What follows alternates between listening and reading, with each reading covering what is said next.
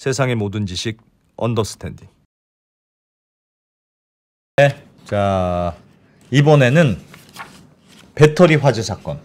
얼마 전에 아주 난리가 났었어. 화성에서 배터리가 터져가지고 굉장히 많은 분들이 돌아가시고 했는데, 예. 하여튼 이 배터리는 끄기도 어렵다면서요. 불이 나면 끄기도 어렵고, 그래서 소송에 좀 복잡한 특성들이 많다고 해서, 예. 오늘은 배터리도 알고 소송도 알 수 있는 법도 알고 그런 분이 어떻게 있을까 생각해봤더니, 네, 변호사님 중에 공대 출신이 있네. 공대 박사 출신이 있으셔가지고, 네. 야, 이런 분이 또 있으시네. 그래서 법무법인 DAG의 황규호 변호사님 모시고 오늘은 이 배터리 소송과 관련된 진짜 듣기 어려운 이야기. 예. 네, 한번 리튬과 법의 결합. 이게 과연 결합이 될 겁니까 이게? 잘 모르겠어. 네, 모셔보겠습니다. 공대 오빠 황규호 변호사님 나오셨습니다. 어서 오세요. 네, 안녕하세요. 네. 아니, 황 변호사님은 미국에서 공대로 박사를 받으시고, 네? 뜻한 바 있어. 한국에 다시 와서 나는 변호사가 되겠다. 왜? 왜? 미국에서 그냥 쭉 있으셔도 됐을 것 같은데. 일단은 맨날 실험실에서 처박혀가지고 예. 연구를 진짜 밤낮 없이 했거든요. 네. 뭐 공부하셨어요? 저는 기계공학을 했어요. 기계공학. 미국에서. 하다 보니까 이거 맨날 학회 나가도 똑같은 사람 만나고 예. 이거 뭐 재미가 없고 처박혀가지고 이게 뭐 하는 건가 생각을 하고 있었는데, 이제 박사 끝날 때쯤에 이제 취업 설명 같은 게 막 오거든요. 네. 이제 그때 미국에서 로펌이 와 있는 거예요. 로펌이 왜 오나 공대. 그래가지고 이제 한번 가봤죠. 가봤더니 굉장히 흥미롭게 박사 끝나고 나서 여기서 우리가 로스쿨을 3년을 지원해 줄 테니 로스쿨 다니고 나서 우리 펌에서 몇 년 동안 의무 복무를 해라. 그렇게 제안을 해줬어요? 그런 프로그램을 막 설명을 하는 거예요. We need 이과. 왜냐면 변호사들이 기술을 모르거든요. 변호사들은. 문과, 로여. too many. 그래서 막 저런 게 있어 하다가 예. 한국에 그때 또 마침 로스쿨이 돌된다 그래가지고 예.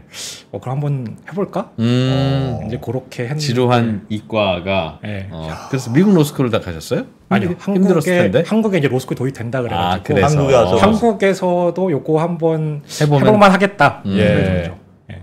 알겠습니다. 야, 그래서 흔치 않은 분을 저희가 모셨는데, 그런데 요즘 배터리 사고가 발생하면 꼭 불이 나고, 불이 나면 일이 커지고, 일이 커지면 또 소송도 복잡하고 소송 가액도 커지고 그러고 있어요. 네. 그래서 일단은 배터리에 약간 이게 특성이 있나 봐요. 배터리 공부부터 해보죠. 그러시죠.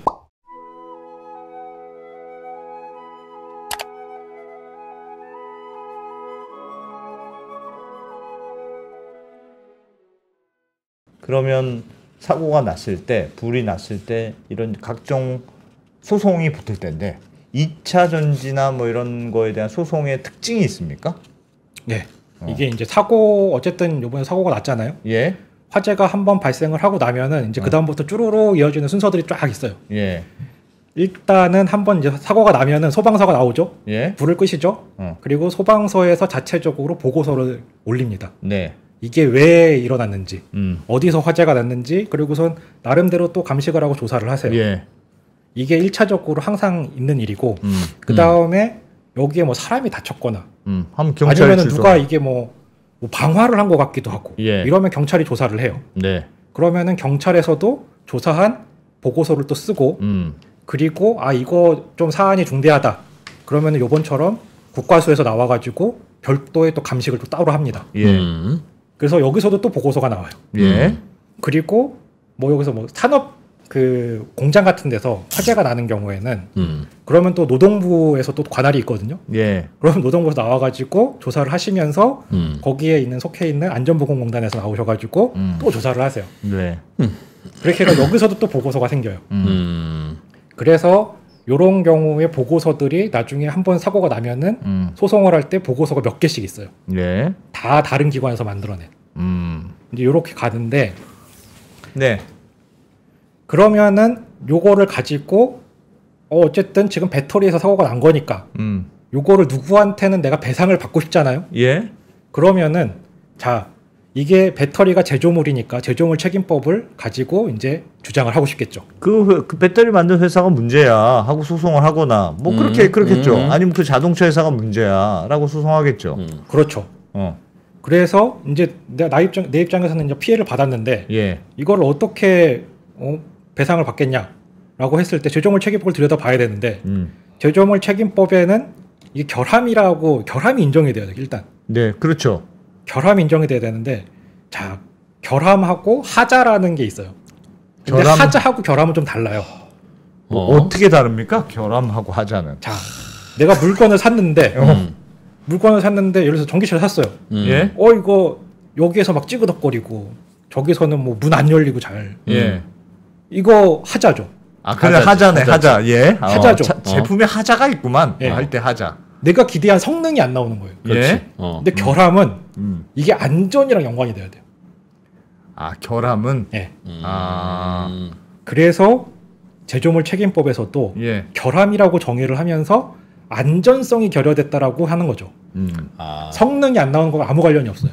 그건 좀 그냥 컴플레인의 대상이지. 그렇죠. 소송의 대상은 아닌 거구나. 하자는. 그것도 이제 소송이 될 수 소송 있는데 대상은 돼요. 하자도 이제 뭐 결함은 안전성에 문제가 있을 때는 결함이라고 한다. 그 동네에서는. 그래서 이 결함을 크게 뭐 제조상 결함, 설계상 결함, 표시상 결함 이렇게 나누고 있어요. 그런데 우리가 애초에 설계를 잘못해서 잘못 만든 제품은 설계상 결함인데 보통 그런 제품들이 잘 돌아다니진 않죠. 근데 이제 만들다 보면은 어떤 놈은 잘 만들어지고 불량품이 나오거나 어떤 건 불량이 나오고 불량인 게 제조상 결함인 거죠. 근데 그걸로 인해서 안전성이 결여가 되는 것까지가 가야지 일단 제조물 책임법으로 주장을 할 수가 있어요. 근데 보통 배터리가 화재가 나거나 그랬으면 일단은 안전하지 않죠. 그러니까 이건 결함에 대해서는 결함이냐 아니냐는 별로 문제가 안 돼요. 그게 무슨 말이에요? 그러니까 결함인 건 너무 확실하죠. 배터리에 불이 났는데. 뭐가 문제가 배터리에 있었어. 불이 났는데 이게 안전성이랑 아무 관련 없는 하자예요라고 주장하는 건 너무 비상식적이잖아요. 그렇기 때문에 결함 가지고는 별로 다툼이 안 일어나요. 그런데 이 제조업자라는 것에 이게 누구한테 내가 그 손해배상 청구를 해야 되는데 제조업자한테 청구를 해야 되잖아요. 근데 제조업자가 이게 정의가 묘해요. 보면은 제조물을 제조, 가공, 수입을 업으로 하는 자예요. 우리가 이게 업으로 하는 것부터 얘기를 말씀드리면은 우리가 그냥 뭐 직구할 때 한 번 이렇게 그냥 한 번 사고 샀는데 뭐 좀 그래가지고 1년 있다가 팔았어요. 이거 업으로 한 거 아니잖아요. 그러면 제조업자 아니죠. 자 그런데 수입, 가공, 제조는 그럴 수 있는데 내가 누구한테 물건을 샀는데 이 사람이 그냥 자기가 제조한 물건 아니고 어디서 이제 수입을 해와가지고 그 다음에 넘어갔다가 이 사람이 그냥 판 거예요. 판매가 없어요. 판매가. 판매한 자는 제조업자가 아니에요. 단순 판매자는. 그렇게 돼 있어요 법이. 알겠어요. 법이 이래요. 그리고 이거는 이제 나목은 다른 얘기고 그 판매가 없기 때문에 여기서 이제 맹점이 하나 생깁니다. 근데 이제 그 취지는 저도 잘 모르겠습니다만 판매한 사람이 결함에 책임이 있는 건 아니다. 그러니까 얘가 나는 좋은 제품인 줄 알고 전기차를 팔았는데 그렇지. 판매한 사람이 거기서 불났으니 판매한 놈이 책임져라고 하는 건 과하다는 그런 취지 아닐까요? 그래서 그럼 만약 예를 들면 뭐 현대차에서 만들었다. 예를 들면 그러면 그거를 어떤 그 중간 그 유통상이 팔았다고 해서 중간 유통상 잘못을 하기보다는 제품을 만든 사람이 책임져라. 그런 취지 같은데요? 맞아요. 딱 그 취지입니다. 그래서 딱 우리 보면은 어떤 물건을 사면은 여기 제조업자라고 써 있어요. 제조원 해가지고 거기다 청구하라는 거죠. 그래요? 그런데 일반적으로 소비자들이 그냥 직관적으로 생각하실 때는 이렇게 내가 산 데 가가지고 컴플레인 하잖아요. 그렇게 하면 안 된다는 거예요. 그리고 요게 상당한 문제를 또 만듭니다. 나중에 그거는 제가 설명을 드릴게요. 그리고 이게 결함이 있었다는 거가 인정이 돼야 되고 그 다음에 그걸로 인해 손해가 발생했다라는 걸 입증을 해야 돼요. 결과적으로는. 그래야지 내가 저거 손해배상 청구를 하는 거죠. 그런데 제조물 책임법에 결함 등의 추정이라고 해가지고 요게 2018년도에 새로 생겼어요. 요 조항이. 그러면은 요 조항이 생기기 전에는 결함이 있었다는 것하고 손해가 발생했다라는 걸 다 일일이 따로 입증을 해야 되냐? 그건 또 아니에요. 이게 제조물 책임법이 2002년도에 생겼거든요. 처음에. 근데 그 전에도 판례상으로 인정되고 있었어요. 제조물 책임이 제조물 책임이 인정되고 있었고 이게 소비자 입장에서는 야 이게 물건이 복잡하고 막 고도의 기술이 막 요 안에 다 녹아 들어가 있는데 여기에 무슨 결함이 내가 어떻게 밝혀? 그거를 옛날부터 다 생각했던 거죠. 이 제조물 책임 없을 때부터. 그래서 그때도 대법원 판례상으로 야 이렇게 고도의 기술이 집약된 제조물에 대해서는 요런 것만 입증을 하면은 결함이 있었다는 것하고 그로 인해서 손해가 발생했다라는 거를 다 인정해준다라는 판례상의 법리가 있었어요. 그게 무엇이냐? 뭐가 무엇이냐? 정상적으로 사용되는 상태에서 그리고 제조업자의 배타적 지배 영역에 속한 원인으로 그 사고가 발생을 했으면 그러면은 이걸 다 인정해주겠다는 거였어요. 일상적인 경우에 뭔가 문제가 생기면 배상해준다. 그 뜻이네요. 그렇죠. 그렇게 판례상으로 인정되고 제조물 책임법이 처음 제정됐을 때 또 그냥 그 법리가 그대로 계속 따라왔었어요. 그러다가 2018년에 이걸 명문화한 거죠. 법으로. 근데 여기서 중요한 게 항상 문제되는 게 뭐냐면은 정상적으로 사용되고 있어야 돼요. 정상적으로 사용되는 상태여야 한다. 이거를 피해자인 소비자가 입증을 해야 돼요. 정상적으로 내가 사용을 했다라는 걸 입증을 해야 돼요. 내가 그러니까 피해를 본 소비자가 그렇죠. 예를 들어서 내가 뭐 충전기에다 충전을 했는데 이거 충전기에서 들어오는 전류가 갑자기 뭐 써지라 그래가지고 팍 튀는 전류가 들어왔어요. 이거 정상적으로 사용되는 상태 아닐 수 있죠. 그럴 수 있겠네요. 이게 정상적으로 정현파가 들어와야지 왜 이런 게 들어오냐 이럴 수 있잖아요. 이런 것도 문제가 되고 또 하나는 소비자가 정상적으로 그때그때 메인터넌스를 해야 되는 것들이 있었는데 이거를 안 하면은 안 했다는 기록을 또 제조사가 갖고 있을 수도 있거든요. 그런 것도 정상적인 으로 사용된 상태가 아니에요? 그게 뭐 배터리랑 관련이 됐을 수도 있으면 그런 거죠. 이게 다른 사례에서 보면은 어떠한 뭐 그러니까 기계 장치인데 거기에 소모품을 계속 갈아줘요. 오일 필터 이런 거예요. 그 소모품을 제대로 갈아줘야 되는데 그거를 제때제때 안 갈아주고 엄청나게 오래 썼다는 거예요.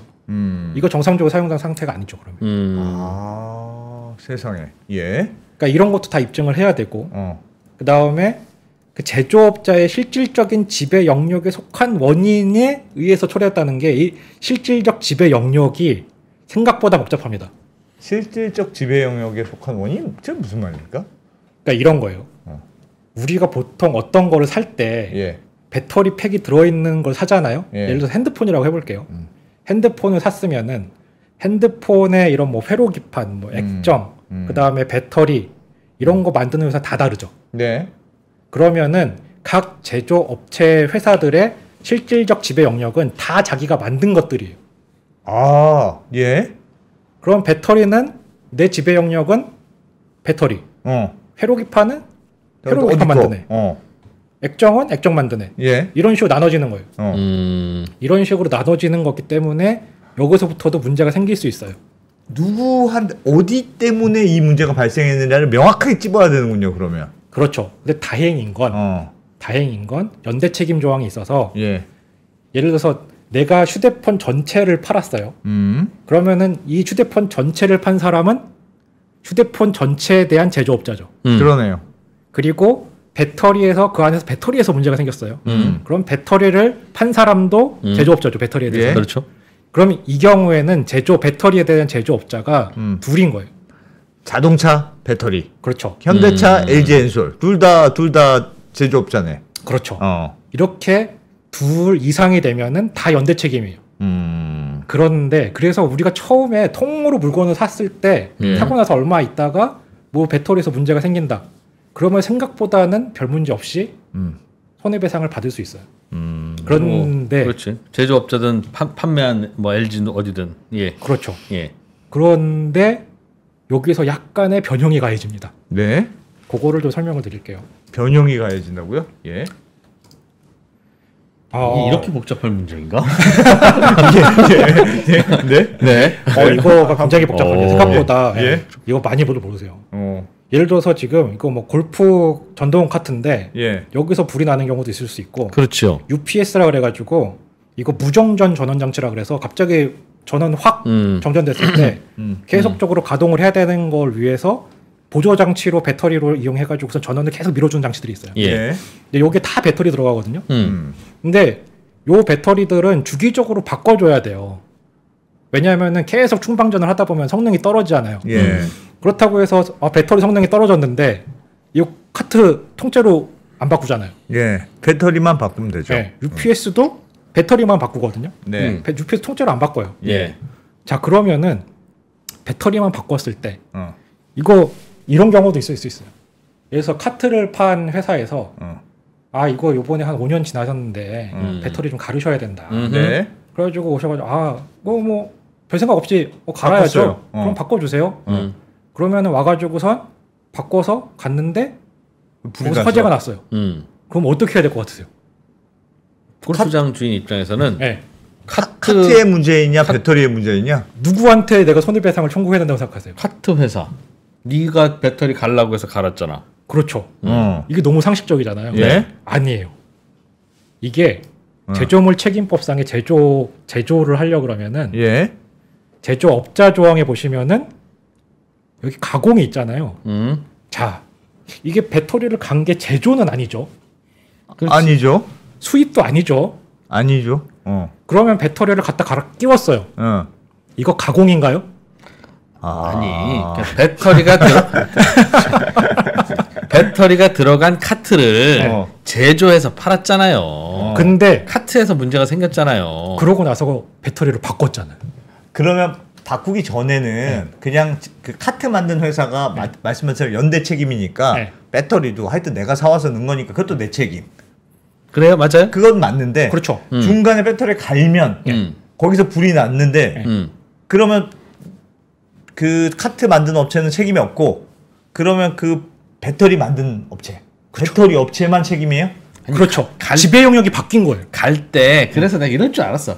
그래서 갈 때 카트 회사가 와서 갈아줬을 거 아니에요. 그렇죠. 그럼 끝까지 본인들이 만든 거지. 내가 현대차 샀다가 현대차 정비 공장에 가서 뭐 갈을 해서 갈았는데 그 문제가 나면 그때부터 현대차가 아닌 거예요? 이렇게 지금 판례가 나와 있습니다. 아닌 걸로? 네. 아닌 걸로? 네. 너무 이상하다 그건. 굉장히 이상하죠. 그 배터리 같은 것만 그래요? 아니면 일반적으로 다 그래요? 배터리 쪽에서 이게 리딩 케이스가 돼가지고 이게 계속해서 영향을 미치고 있어요. 그러면 갈면 안 되는 겁니까? 갈면 안 되는 거예요 그럼? 갈면은 어떤 문제가 생기냐면요. 자, 이게 배터리를 갈았어요. 그러면은 골프 카트 업체한테는 내가 이거를 할 수가 없어요. 그러면 골프 카트 업체는 이거는 우리 지배 영역인지 아니에요? 그러면은 소비 입장에서는 그러면 이거 배터리에서 나온 거를 내가 밝혀야 되네? 그 배터리 업체한테 얘기해요. 그런데 배터리 아까 전에 그렇게 크게 들어가는 거는 배터리 팩이라 그랬잖아요. 근데 배터리 팩 제조회사랑 또 셀이나 모듈 제조회사가 달라요. 그러겠지 당연히. 당연히 다르겠지. 그 배터리 팩 같은 거 한번 보실 일이 있을지 모르겠는데 보시면은 배터리 팩 제조업체라고 써 있고 우리 셀 뭘 썼어요? 라고선 그 유명한 회사들 막 써놔요. 우리 좋은 셀 썼다고. 그러면은 야 이거 팩에서 문제 생긴 거야? 셀에서 모듈에서 생긴 거야? 거기는 연대 책임을 물을 수가 없어요 그때부터는. 아니 그것도 얘도 자동차를 사면 그 배터리 넣은 것까지 다 책임지는 것처럼 그럼 이 팩 회사는 셀을 받아다가 팩을 한 거 아닙니까? 그러면 이상하다. 모듈 회사가 다 지는 거지. 아니 곰표 밀가루로 만든 안성탕면을 마포 분식에서 먹다 배탈 났으면 마포 분식이 책임지는 거지. 곰표 밀가루 찾아가라는 얘기야? 그 얘기죠. 그렇죠. 그런데 그거를 나눠서 누구 지배 영역에서 난 건지를 밝혀줘야 돼요. 밝혀줘서 거기에다가 소송을 제기하도록 돼 있습니까? 그렇게 해야 돼요. 이건 정리해보죠. 이거는 내가 피해를 입었으니 당신이 손해배상 하시오라고 하는 민사소송 일반에 대한 이야기예요? 아니면 제조물 책임법이라고 해서 별도로 이런 문제가 발생하면 일반적으로 피해는 피해자가 피해를 입증해야 되지만 이런 영역에서 발생한 거는 제조업자인 니네가 해 라고 하는 별도의 제조물 책임법을 적용하기 위해서 도대체 곰표 밀가루한테 가서 항의해야 되는지 안성탕면한테 항의해야 되는지를 나누자는 거예요. 예를 들면 일반적으로도 곰표 밀가루가 책임져야 되는 거예요. 민사소송을 하더라도 우리는 소송을 그렇게 붙어야 되는 거예요. 그러니까 제조물 책임이 이게 참 아이러니한 게 제조물 책임 왜 도입됐냐면은 일반 민법으로 제기했을 때 너무 입증할 게 많으니까 그래 피해자가 예, 어떻게 예. 다 입증해. 그거를 좀 더 수월하게 해주자고 제조물 책임법이 들어왔는데 예. 이거를 다 지배 영역을 다 쪼개서 보기 시작하면은 그러면은 똑같이 되는 거죠. 아 그러면 곰표 밀가루한테 가야 된. 하여튼 셋이 마포분식 근데- 안성탕면 곰표 밀가루 셋이 모여서 하여튼 누가 책임질지 나한테 정해서 와. 그러니까요. 근데 그렇게 이게 되는 거죠. 실질적인 지배 영역에 속한 원인만 책임을 진다고는 돼 있습니다만 말씀하셨던 대로 다른 조항에 연대 책임의 조항이 있으니 이거는 지금의 판례를 해석하는 게 너무 과도하게 해석해서 그런 거지. 야, 그럼 웬만하면 다 연대 책임을 해야 되는 거고. 예를 들면 현대차가 가려고 해서 배터리 갈았어요. 그럼 가는 것도 현대차가 가려고 했으니까 너도 연대 책임지 이렇게 해석만 해주면 되는 거 아닙니까? 그러니까 그거는 해석이 지금 너무 좁게 해석해서 그런 거지. 연대 책임이라고 하면 곰표 밀가루 안성탕면 마포분식 셋 중에 아무나 내가 찍는 놈이 책임자가 되기 때문에 곰표 밀가루는 억울할 수도 있다고요. 마포분식에서 라면 끓여 먹고 체한 놈을 그 라면을 곰표 밀가루가 납품했다는 이유로 내가 그것까지 책임져야 되냐? 라고 하면 그럴 수 있잖아요. 그렇죠. 그 셋 중에 뭐 때문에 한지 내가 배 아픈지를 어떻게 하냐고. 곰표 밀가루 라면 그 식당인데 그 식당이 요리를 잘못한 건지 라면을 만들 때 잘못 쓴 건지 원래 밀가루가 불량이었는지 그걸 어떻게 하냐고요. 그래, 내가 배 LG 아픈 냉장고에 거를. 잠깐 넣어놨는데 거기서 상했는지. 그걸 내가 어떻게 알아요 그걸. 그러니까 이게 배터리를 갈면 이 상황이 생기는 거예요. 아 갈면. 네. 갈면? 내가 통째로 했을 때는 문제가 없어요. 처음에. 아 중간에 갈면 안 되겠네. 근데 그거 보통 갈아주는 게 처음에 판매한 쪽에서 갈지 않습니까? 보통 그렇죠. 그럼에도 불구하고 그 아까 말씀드린 무정전 전원장치 있잖아요. 예. 어떡해. 그 경우도 대부분이 그래요. 보통은 처음에 이게 딱 도입할 때 판매하는 회사한테 한꺼번에 다 납품하잖아요. 네. 한 5년쯤 지나면은 이제 배터리 갈아야 됩니다. 하고 옵니다. 그럼 갈죠 배터리. 갈아주세요 그럴 거라고. 네, 갈아주시죠. 갈았는데 그 다음부터는 근데 이런 문제가 생길 거라고 상상을 안 하죠. 상상 못하죠. 예. 그건 법이 잘못이네요. 법이 그럴 경우에도 아 근데 법이 잘못됐다. 그런데 카트 회사가 가려고 하는 게 아니라 문제가 있어요. 아 그거 손님 배터리 가시면 돼요. 어디 동네 가서 배터리 가세요 하고 끊었으면 그 자기가 가서 배터리 차에서 갈았을 갈았어. 텐데 문제가 그럼 생기면 문제가 될 수도 있겠다. 그럼 배터리 회사한테 확인해야지. 그렇지. 그렇죠. 야. 그러니까 이게 소비자가 자기가 알아서 혼자 갈았으면 또 얘기가 되는데 예. 아니 갈라고 해서 내가 처음에 샀던 업체에서 갈라고 해서 갈았는데 왜 또 그러면 이런- 안 예. 갈았을 때 안 간 그 예를 들면 골프 카트에서 불이 났어요. 샀는데 산지 얼마 안 돼서 불이 났어요. 그러면 그냥 그 카트 회사에 소송하면 됩니까? 그거는 아니면 그것도 야 카트가 문제인지 배터리가 문제인지 뭐가 문제인지 찝어서 그걸 해야 됩니까? 현재로서는 전략적으로 다 걸 수밖에 없어요. 다 끌고 들어와야 돼 일단. 왜요? 소송을 할 때 소송을 할 때 상대방을 청구 상대방을 다 일단 걸어야죠. 카트로 소송했으면 카트 회사는 야 우리 잘못 아니야 이렇게 피해갈지도 모르니 그렇죠. 그래서 배터리 회사도 하고 배터리 납품한 셀 회사도 하고 그렇게 다 해야죠. 그러면서 니들 거에 문제가 없다는 걸 거꾸로 입증해. 뭐 그렇게 라고 하는 거예요? 라고가 안 돼요. 그럼 왜냐면은 어디서 이게 화재가 나고 나면은 음. 이게 막 여기저기 예를 들어서 뭐 회로기판 쪽에서도 녹고 배터리도 녹고 네. 배터리도 막 뚫려 있고 열 때문에 아 그러고 나면은 처음에 어디서 발생했는지를 알 수가 없어요. 누구 모르죠, 지배 영역에서 그거를. 문제가 생겼는지가 확인이 안 돼요. 모르죠. 그렇지. 그건 국가수 그리고 국가수는 국과수에서조차도 아 이거 어디서부터 시작됐는지 불명이다 그렇지. 라고 나오는 경우도 굉장히 아, 그 많아요. 이번 배터리 화재 사건도 그렇다는 말이군요. 그러니까 불명이다라고 나오면은 그때부터 진짜 답이 없어져요. 그럼 누구를 상대로 소송을 해야 될 것이냐? 그렇죠. 내가 관리 잘못해서 괜히 불 붙었는지 원래 결함이 있어서 불이 붙은 건지 그리고 누구의 지배 영역에서 난 건지 결함이 있는 게 그게 배터리 회사인지 배터리에 들어간 원료의 문제인지 아니면 회로에서 문제인 건지. 배터리 팩에는 또 배터리 셀들을 보호하기 위한 BMS라는 배터리 매니지먼트 시스템이라 가지고 그런 보호 회로 장치들이 막 있어요. 예. 거기서도 문제가 생길 수 있거든요. 아니 근데 변호사님 원래 그 입증 책임을 소송하는 사람이 입증 책임이 있습니까? 그러니까 입증을 내가 청구하는 손해배상을 청구한 청구하는 사람이 사람이 입증을 해야죠 원칙적으로. 어디가 문제였다는 걸 네. 그걸 어떻게 입증해요? 그러니까 그렇게 해야지 세상이 돌아가지. 내가 괜히 내가 너 때문에 마음 아팠어라고 하면 내가 그럼 내가 아닌 걸 입증해야 돼 갑자기? 나 길 가다가 소송당했는데? 아니 물론 그렇지. 물론 그렇긴 하지만 이 경우는 예를 들면 카트에서 불이 났는데 어디에서 정확하게 원인인지를 내가 어떻게 합니까 그거는. 이건 불가능하잖아요. 그렇긴 한데요. 죄송합니다만 카트 회사 입장에서도 아니 갑자기 불이 나셨다고 그러는데 우리라고 무슨 아니 다 불이 나면 모르겠는데 고객님만 불나셨어요. 그리고 카트에는 다양하게 다 들어가잖아요. 카트에 라이터를 갖다 놓으셨을 수도 있고 카트에서 라면을 끓여 드셨을 수도 있고 근데 우리 보고 책임지라고 하면 그건 우리가 어떻게 책임지냐? 일 수 있지. 그렇게 나오죠. 보통이 그렇습니다. 보통이 그렇게 나오겠죠. 네가 라면 끓여 먹은 거 아니냐?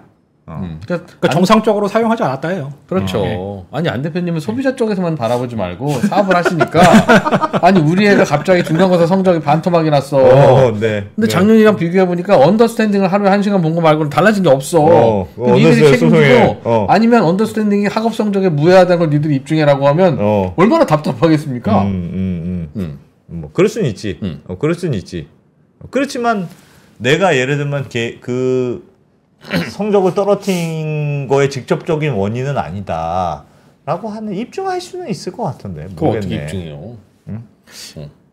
이 경우에 아까 말씀드렸잖아요. 제가 골프 카트 판매한 회사, 배터리 납품한 회사 다 소송을 걸었는데 결론이 어떨까요? 다 우리 책임이 없다고 그랬겠죠. 누구 책임도 아니다가 됐어. 왜냐하면은 어디서 났는지를 모르겠다. 모르니까. 결론이 이렇게 갑니다. 그런데 처음에 사서 한 달 만에 난 아무것도 갈지 않았는데 불이 났으면 그건 어디서 난 건지를 카트 회사가 알아서 찾아와서 뭐 해야 된다는 얘기입니까? 카트 회사가 알아서 찾아올 필요가 없고요. 그냥 그게 제조물 통째니까. 하여튼 네가 책임지고 와. 피해가 20억 났으니까 20억 내 이렇게 궁금한 게 있어요. 그러면 해외에서도 제조물 책임법이 있을 텐데 해외 입증 책임은 어디에 있습니까? 해외 그러니까 이게 해외는 우리나라랑 법문이 달라요. 이게 한번 보시면은 아까 전에는 제가 두 가지 얘기했잖아요. 정상적으로 사용되는 상태, 그다음 실질적인 지배 영역 이렇게 말씀을 드렸는데 일본 같은 경우는 제조물 책임법이 있는데 증명 책임 부담 주체나 이런 거에 대해서 얘기가 없어요. 얘네는 그래서 별로 의미가 없고요. 미국 같은 경우는 여기는 판례법 국가잖아요. 그래가지고 성문법으로 제조물 책임을 명시적으로 이렇게 입증 책임에 관해서 설명한 건 없고요.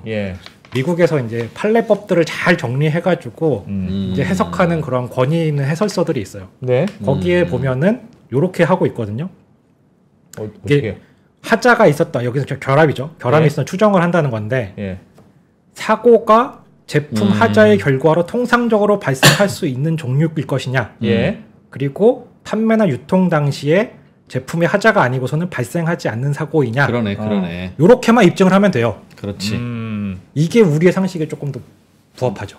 그럼 맥도날드에서 커피를 마시다가 쏟았는데 허벅지가 뒤었으면 그래 커피는 뜨거울 수 있고 그러니 저거 될 수 있겠네. 커피를 쏟아는 거 말고는 얘가 허벅지가 이렇게 될 리는 없지 일반적으로. 그러니 그 당시에 맥도날드 커피가 몇 도였는지 소비자 네가 측정한 게 없으면 아쉽게도 안 돼. 이건 말이 안 된다는 얘기죠. 그러니까요. 그러니까 이게 상식적인 수준인 것 같아요. 그러니까 우리나라처럼 무슨 뭐 정상적으로 사용한 상태에서 실질적인 지배 영역 뭐 이런 얘기 하나도 없잖아요.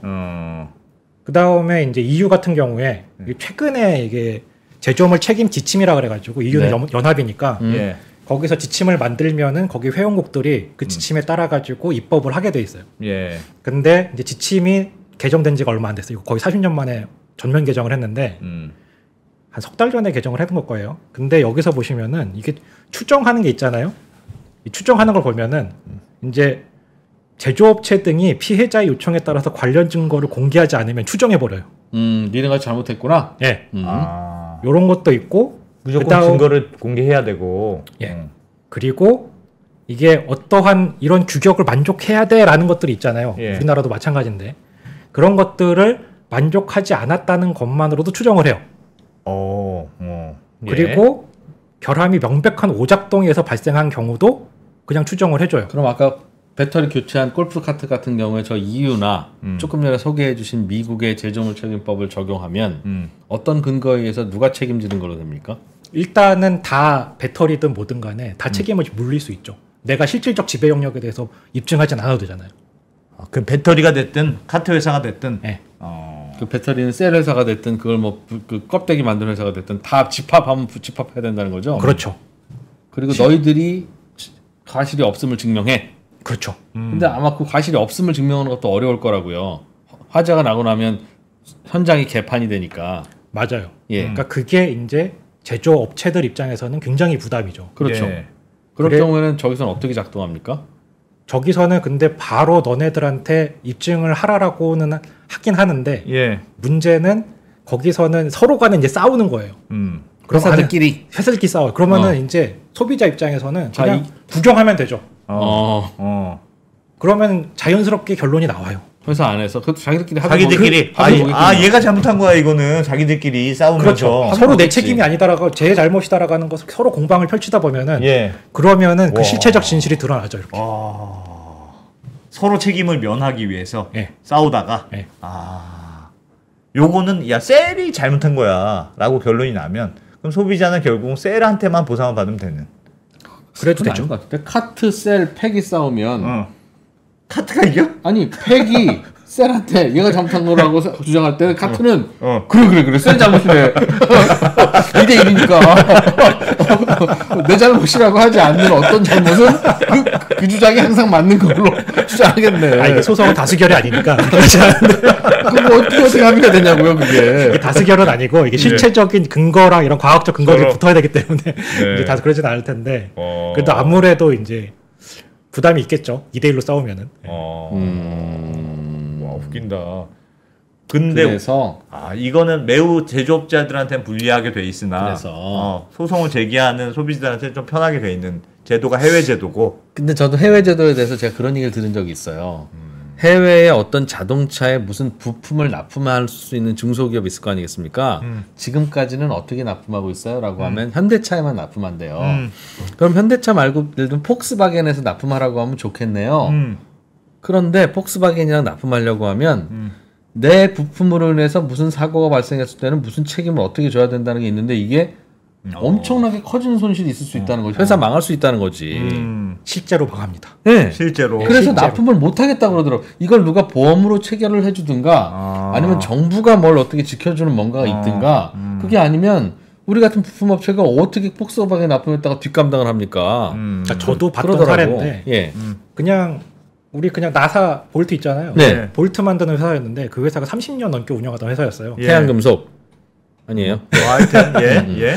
그런데 그 볼트가 잘못됐다 그래가지고 어. 그 회사가 그냥 다 날라갔어요. 와 제조물 책임법에 예. 걸려서 예. 이게 이제 서플라이 체인에 있어서의 제조물 책임법에 또 이제 다른 이슈가 있는데 폭스바겐에서 얘가 잘못했어요. 그러니까 가서 여보세요?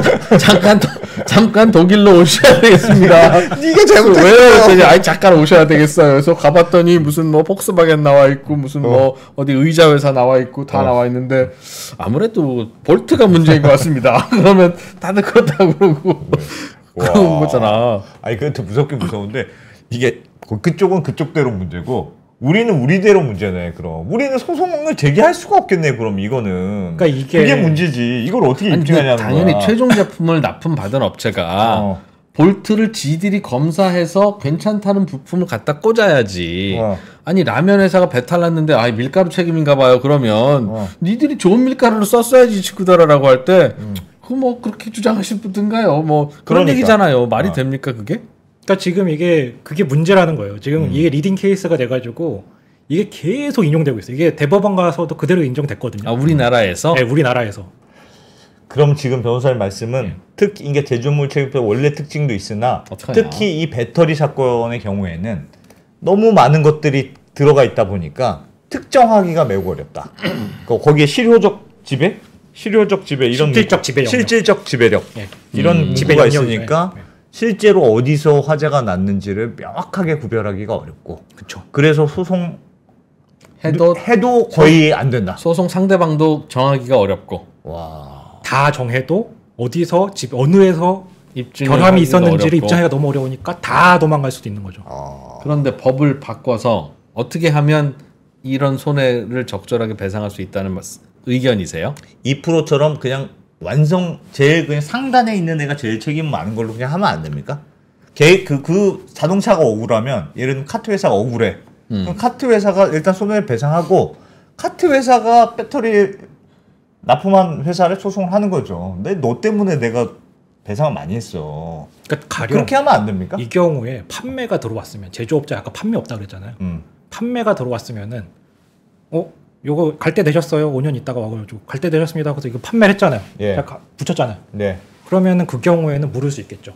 근데 제조물 책임법이라는 컨셉이 뭔가를 구입한 소비자가 이것 때문에 문제가 생겼을 때 소비자가 입증하기가 어려우니 이거 만든 쪽에서 하라는 건 만들어 판 쪽에서 하라는 개념이지 거기서 판매자를 빼고 제조자만 넣고 법을 만든 게 스투피드한 거 아니에요? 이상하죠. 그래서 요번에도 법을 왜 그렇게 만들어놨어? EU에서 요번에 제조물 책임 지침이 개정됐잖아요. 예. 판매자도 들어와 있습니다.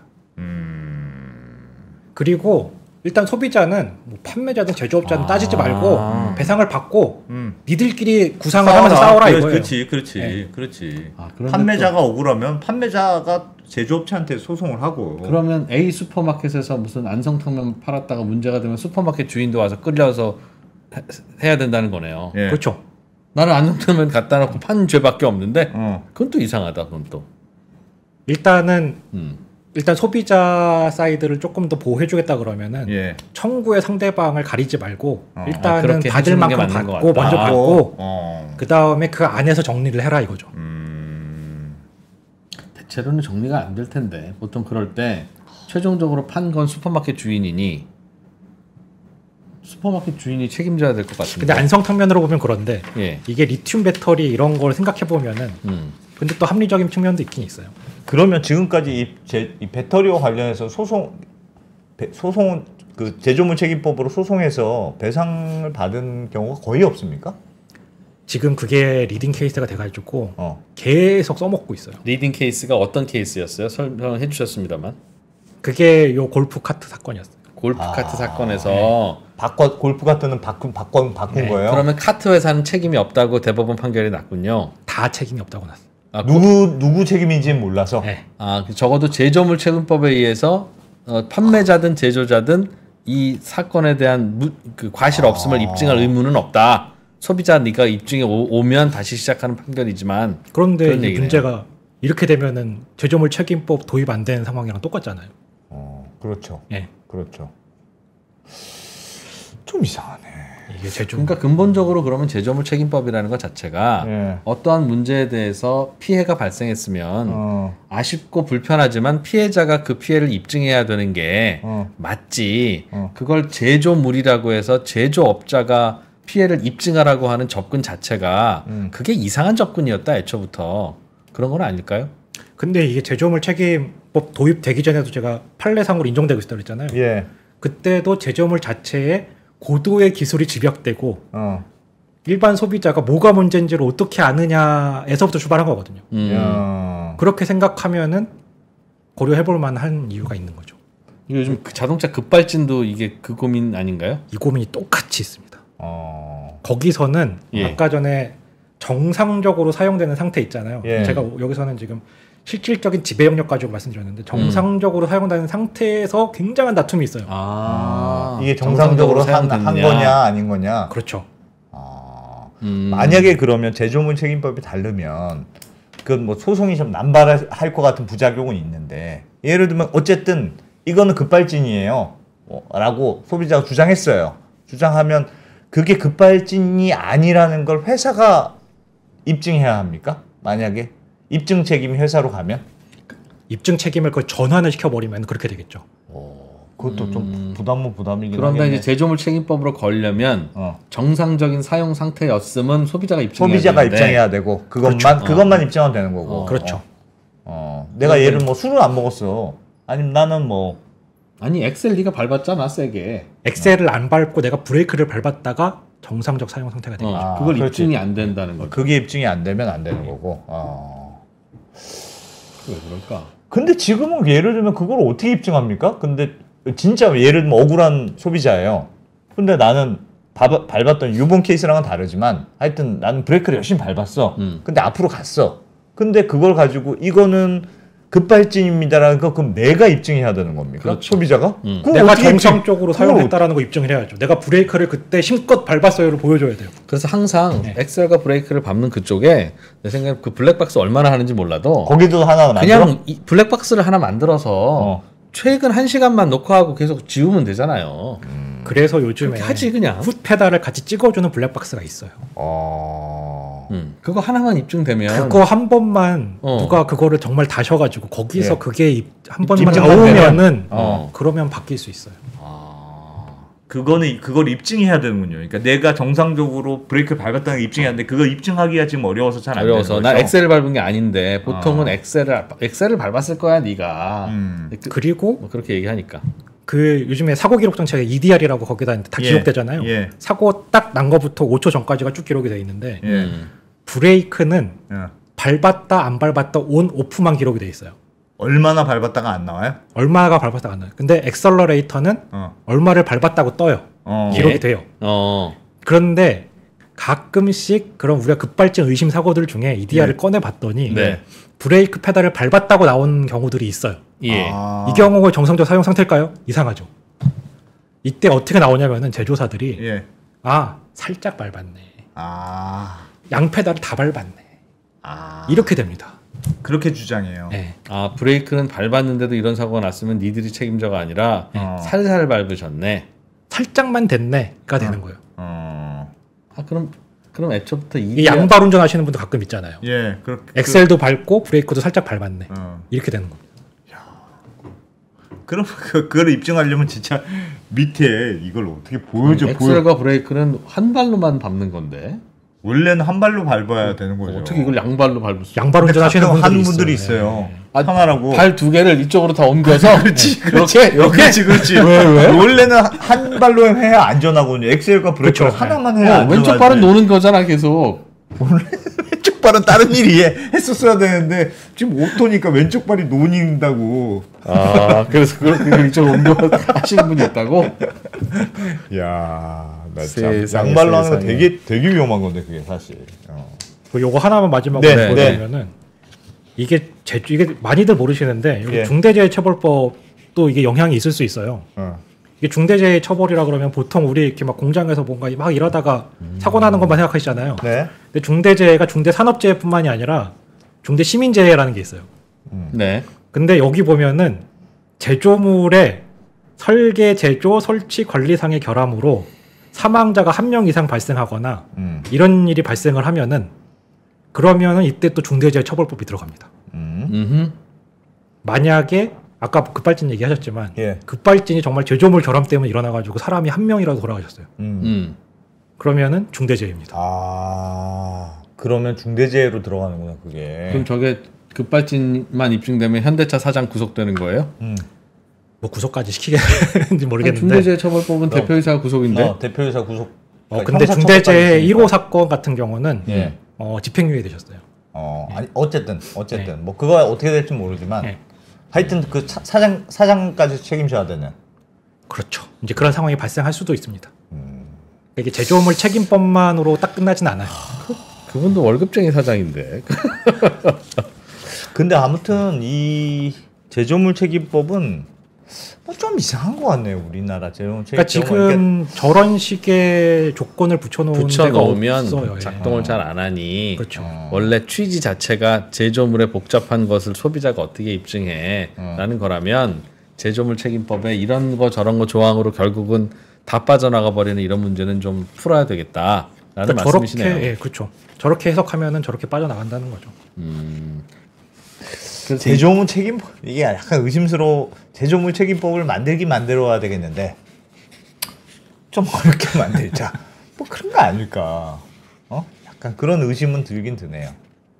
제도가 심플하지 않고 그렇죠.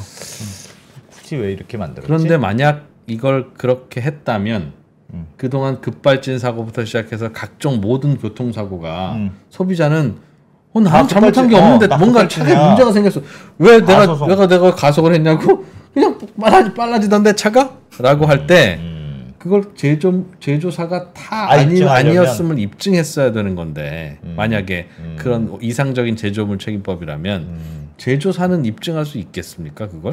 그러니까 그것도 좀 과한 것 같아요. 네. 그러니까 이게 입증 책임의 전환이냐 완화냐 이거가 있거든요. 네. 그러니까 완화는 입증 책임은 원래 기본적으로 소비자 피해자한테 있는데 예. 입증 책임의 정도를 낮춰줄게가 아. 완화고 전화는 난 모르겠고 네가 아닌 걸 입증해. 근데 이제 저희 변호사들끼리 하는 얘기가 악마의 입증이라고 하는 게 없는 걸 입증해라. 없는 걸 어떻게 입증해요? 그렇지. 악마의 입증이죠. 그러니까 그렇지, 그거는 조금 이게 전환을 시키면은 말씀하신 대로 제조사 입장에서는 굉장히 너무 곤란한 부담이고. 상황일 수도 있어요. 그럼 그걸 어떻게 입증해? 근데 완화를 해주기로 한 게 제조물 책임법의 도입 책임법이니까. 취지인데 아, 이 완화가 별로 안 완화를 됐다. 몰각시켜서도 안 되고 만약에 이 완화를 시킨 정도가 부족하다 그러면 예. 완화를 더 해줘야죠. 입증 전환은 아니더라도 예. 근데 지금은 완화가 좀 덜 돼 있는 것 같다. 변호사님 생각하시기에는. 그리고 해석이 덧붙여지면서 예. 그게 더 엄격하게 엄격해졌다. 해석이 되고. 그래서 카트 불은 났는데 아무도 책임 안 지는. 그러니까 카트 타고 있다가 불났으면 이것도 소비자가 입증했어야 될 뻔했네요. 가만히 있었을 때 불났으면 그건 문제인데. 가만히 있었을 때 이게 불렀네. 이게 충전하다가 화재가 났거든요. 충전하다가 이것도 요번에 그 아리셀이랑 똑같아요. 딱 불꽃이 번쩍하고 나서 예. 불과 한 40몇 초 만에 앞에 깜깜해서 아무것도 안 보이잖아요. 거기 CCTV 영상 봐도 똑같습니다. 골프 카트도. 예. 그 안에가 그냥 그 주차장 안에가 정말 새까맣게 변해가지고 아무것도 안 보죠. 40몇 초 만에. 내가 아까 말씀드린 것처럼 뛰어나가셔야 됩니다. 무조건 그냥, 도망 나가요. 불 안 꺼진다 예. 이거 안 꺼진다고 생각하고 예. 그 당시 나가서 전문가 119에 전화를 하셔야죠. 알겠습니다. 야. 리튬 배터리에 불이 붙었을 때 대응 방법 및 제조물 책임법의 부실한 입법과 관련한 네. 주장 야. 있었습니다. 이런 게 또 있었네요. 하여튼 제조물 이 책임법 좀 건드려야 되겠군요. 제조물 책임법도 그렇고 배터리의 경우는 특히 또 복잡해서 더 그런 문제도 있는 것 같고. 알겠습니다. 요 문제는 뭐 좀 그러게요. 이런 게 있었구나. 섣불리 끌려고 하지 마라. 아까 그 저 치킨집에서 식용유에 불 붙어서 불나면 K 하는 것도 그 원리가 그냥 다 차단하는 그거래요. 담요처럼. 그냥 뿌리면 외부랑 다 차단. 물 하면은 그냥 위에 둥둥 떠 불이 그냥 둥둥 떠다니니까. 그러니까 물로 꺼봐야 어차피 기름이 떠면 그 기름이 뜨거우면 계속 타니까 아예 그냥 그런 개념이라고. 분말을 뿌리는 걸까? 분말? 불나면 그러니까 끌려고 하지 말고 피하셔야 됩니다. 알겠습니다. 자, 법무법인 DLG 황규호 변호사님 말씀 잘 들었습니다. 감사합니다. 예, 감사합니다.